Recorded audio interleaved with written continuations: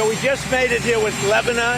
As of 2 hours from now, we have a ceasefire with Israel and Lebanon, and that'll be great.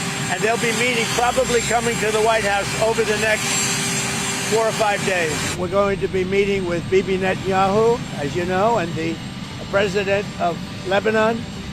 And I had a great talk with both of them today. I think we will have an agreement between Lebanon, and they're going to take.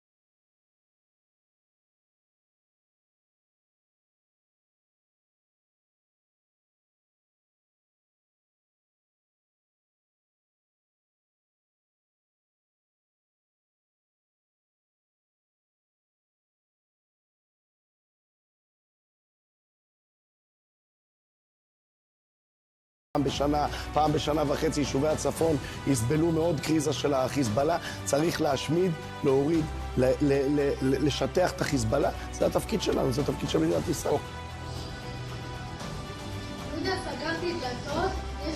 תיזהרי, דבורים. את לא מבינה מה הולך פה. סגרתי את הדלתות. זה רק אצלנו בבלברי בחוץ. תשאיר להקרא.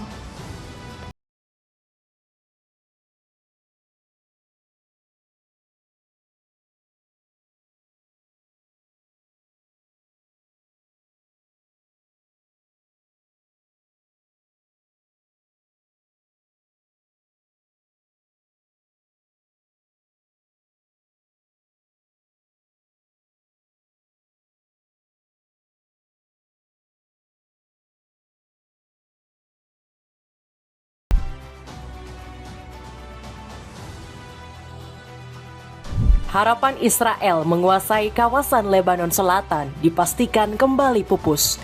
Jika kamu sudah menyaksikan cuplikan video tadi, Donald Trump secara resmi mengumumkan gencatan senjata antara Israel dan Lebanon selama 10 hari. Trump yang biasanya berpihak pada Zionis kini mengultimatum Benjamin Netanyahu agar mau menghormati gencatan senjata yang telah disepakati. Senyum mereka nampak jelas dari rakyat Lebanon yang selama hampir 2 bulan lamanya harus berjuang untuk bertahan hidup dari gempuran serangan. Selama 1 pekan terakhir, negeri Zionis memang mendapat serangan balasan yang maha dahsyat dari Hizbullah. Sampai-sampai Israel harus kehilangan barak militernya yang hangus terbakar karena serangan roket dari Hizbullah. Anehnya kelompok pejuang asal Lebanon ini mendapat sokongan dari alam dengan hadirnya ribuan kawanan lebah yang menyerang perkotaan Israel. Apakah ini menjadi tanda dari alam bahwa kejahatan yang dilakukan Israel harus segera berakhir? Cetak Gol coba merangkum tanda-tanda kehancuran Israel semakin nyata terjadi sebagai berikut. Serangan agresif Lebanon dibantu bala tentara hewan. Kejahatan perang Israel di kawasan Lebanon semakin hari tidak menunjukkan tanda-tanda berakhir. Negeri berjuluk susu ini bertindak sudah di luar batas, layaknya setan yang lepas dari belenggu. Kita harus melihat jelas kekejian para tentara Israel yang terus membantai rakyat sipil Lebanon.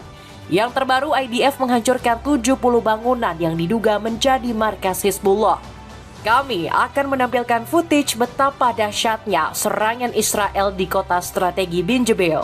Sumber ini berasal langsung dari sumber militer Israel yang diungkapkan.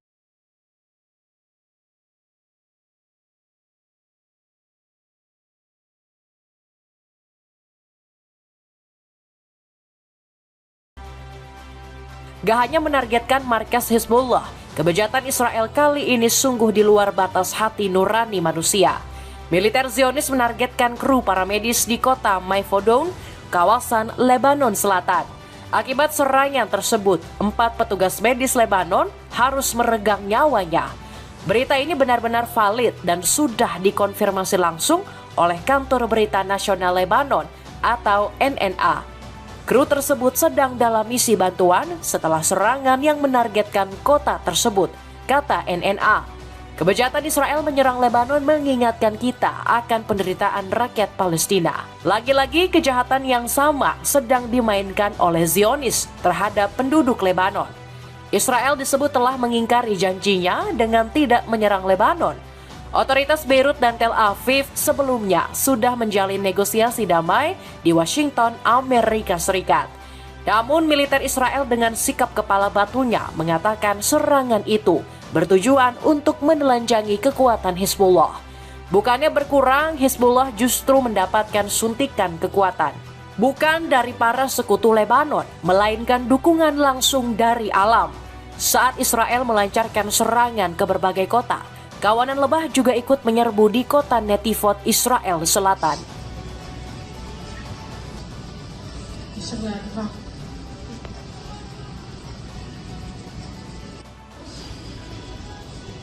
יהודה, סגרתי דלתות, יש פה מחסן. תיזהרי, דבורים, דבורים. את לא מבינה מה הולך פה. סגרתי את הדלתות.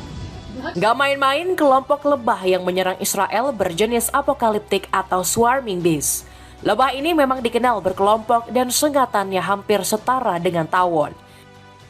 Jika sekali disengat, maka akan menimbulkan reaksi nyeri yang hebat hingga pembengkakan. Racun lebah ini juga menyebabkan reaksi alergi cukup serius yang bisa mengancam jiwa. Artinya, jika disengat, lebah ini dalam jumlah mencapai puluhan, maka sudah cukup membuat satu manusia meninggal dunia. Kawanan lebah ini membuat aktivitas kota Netivot dipastikan lumpuh total. Warga Israel banyak yang memilih berdiam diri di rumah mereka dan menutup pintu rapat-rapat. Anehnya, lebah ini juga menyerang pesawat militer Israel yang diduga hendak menyerang Lebanon. Jika dibilang kebetulan, mengapa kawanan lebah ini ikut menyerbu kawasan bandara, padahal jarak dari pusat kota Netivot dengan bandara berjarak kurang lebih 40 km. Jarak tersebut setara dengan jarak tempuh dari Jakarta menuju Tangerang. Artinya, sangat kecil kemungkinan kawanan lebah ini bisa menyebar hingga sejauh 40 km.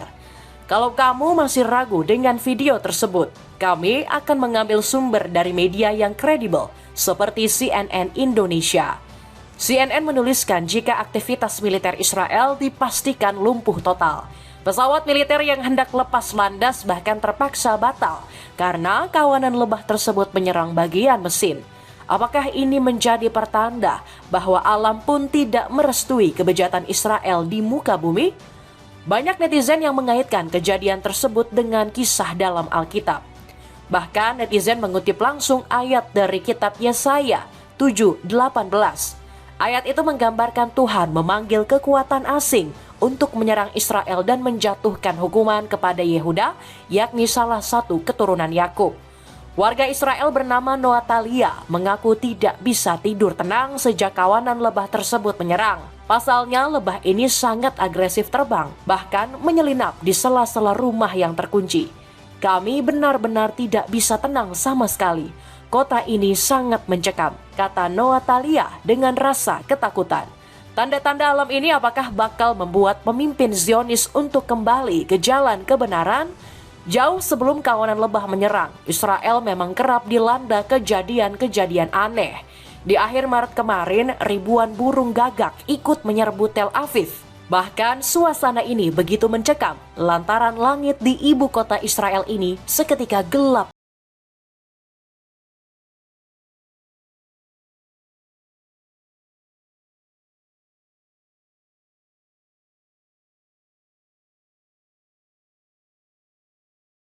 Bahwa Israel harus konsisten menepati janjinya dengan tidak menyerang Lebanon. Militer Israel mengingkari janji kepada perwakilan Lebanon untuk sama-sama mengurangi intensitas serangan.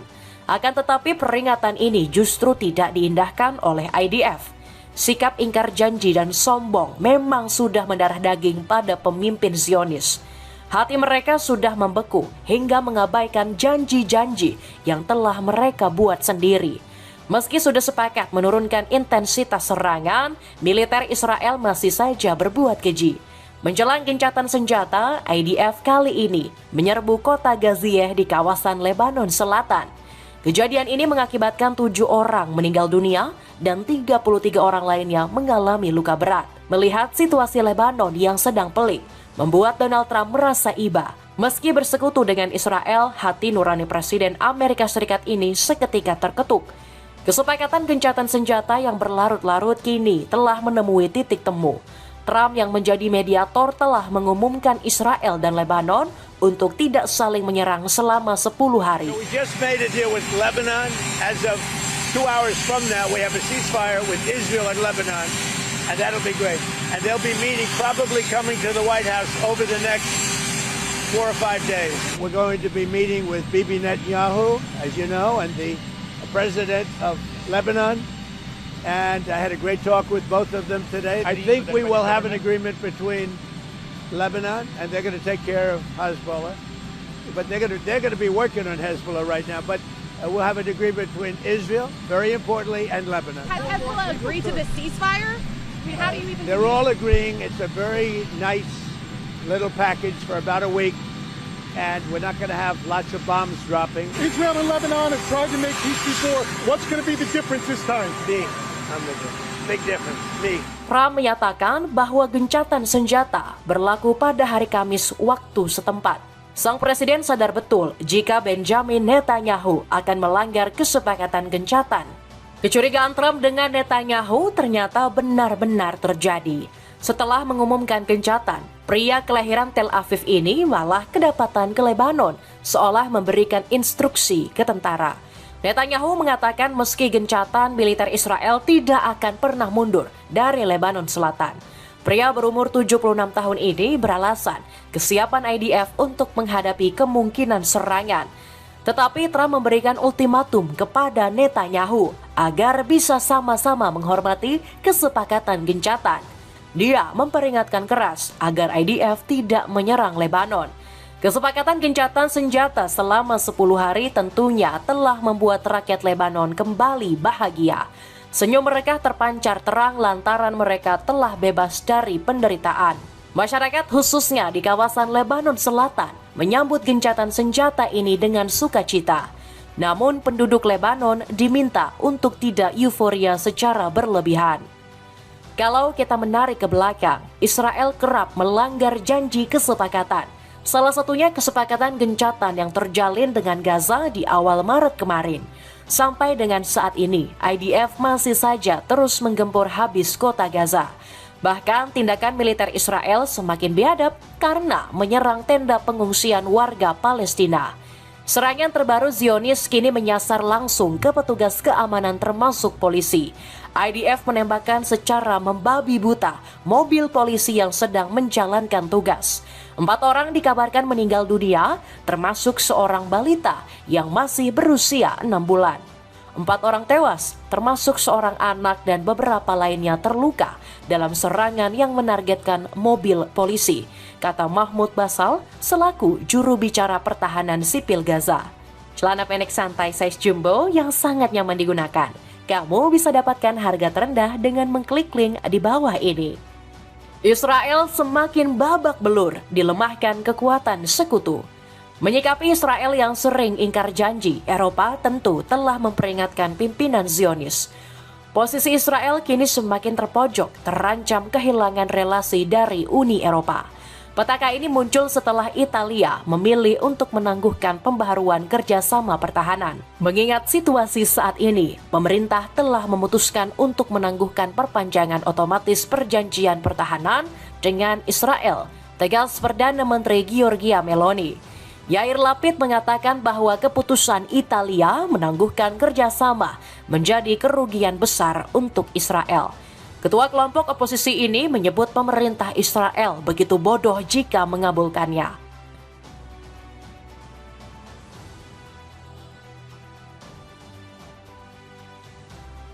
Benjamin Netanyahu berlagak sok keras layaknya negara superpower.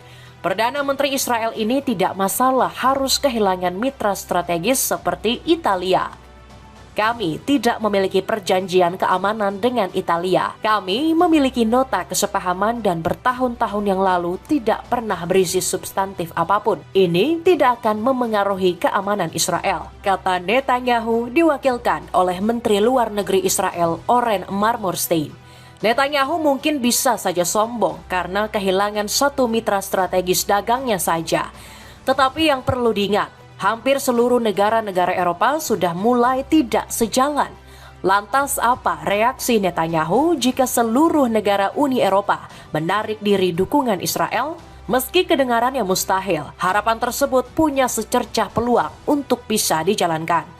Aliansi Uni Eropa sedang mempertimbangkan untuk mengganti sistem voting pada kebijakan luar negerinya. Sistem tersebut semula berupa pemungutan suara bulat menjadi suara mayoritas bersyarat. Artinya negara-negara seperti Hungaria yang sering melakukan veto untuk melindungi Israel tidak lagi menjegal keputusan bersama. Hal ini jelas menjadi pukulan telak bagi rezim Netanyahu. Pemerintah Israel sendiri berpotensi terkena sanksi ekonomi hingga pemutusan kerjasama dengan Uni Eropa. Kebijakan tersebut bisa terrealisasi dengan mendapatkan dukungan penuh dari masyarakat. Penduduk asli Eropa menandatangani petisi untuk memutus hubungan dengan Israel. Gak tanggung-tanggung petisi ini sudah ditandatangani sekitar 1 juta warga Eropa. Ancaman serius dari Uni Eropa membuat kita bertanya-tanya, kemanakah Benjamin Netanyahu akan meminta pertolongan jika para sekutu mereka sudah mulai tidak sejalan? Mungkin Israel hanya bisa merengek meminta bantuan kepada Amerika Serikat.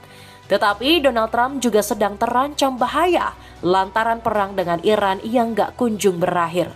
Blokade Selat Hormuz yang dilakukan Trump justru menjadi senjata makan tuan. Bukannya menekan Iran, militer Amerika Serikat justru semakin melemah karena barikade angkatan laut. Menurut laporan, puluhan kapal tanker tetap bisa melewati blokade di Selat Hormuz tanpa kawalan Amerika. Bahkan kapal supertanker Iran yang membawa 2 juta barel minyak juga berhasil lolos. Mohsen Rezai mengaku tidak segan untuk menenggelamkan kapal-kapal Amerika Serikat yang membandel. با اولین موشک‌های ما غرق میشن و خطر بزرگی رو برای ارتش آمریکا به وجود آورده. قطعاً در معرض موشک‌های ما میتونه باشه و ما میتونیم اینا رو منهدم کنیم. حالا ملت ایران میترسه با این محاصره ما در مذاکرات مثلا کوتاه میایم، ما به هیچ وجه از این دهشتمون در حقیقت کوتاه نخواهیم. Trump yang panik kembali membuka jalur perdagangan Selat Hormuz. Namun Presiden ke-47 Amerika Serikat ini masih saja beralibi dan tidak terima bahwa pasukannya sudah terpukul. Trump mengaku bahwa manuver ini dilakukan demi membantu Cina dan seluruh kapal dunia. Padahal faktanya Amerika terguncang karena terus mendapatkan tekanan dari publik internasional. Cina sangat senang bahwa saya secara permanen membuka Selat Hormuz. Saya melakukannya untuk mereka dan seluruh dunia. Tapi ingat, kami sangat pandai bertarung jika terpaksa. Jauh lebih baik daripada siapapun, ujar sang presiden. Dapatkan sendal pria dari brand LVLD. Bisa kamu dapatkan potongan harga dengan mengklik link di bawah ini. Itulah ulasan tanda-tanda kehancuran Israel semakin nyata terjadi. Bagaimanakah pendapatmu? Apakah Benjamin Netanyahu berpikir 2 kali untuk tidak mengacaukan situasi dunia, khususnya di Timur Tengah, dengan tanda-tanda yang datang dari alam? Coba tulis pendapatmu di kolom komentar di bawah ini.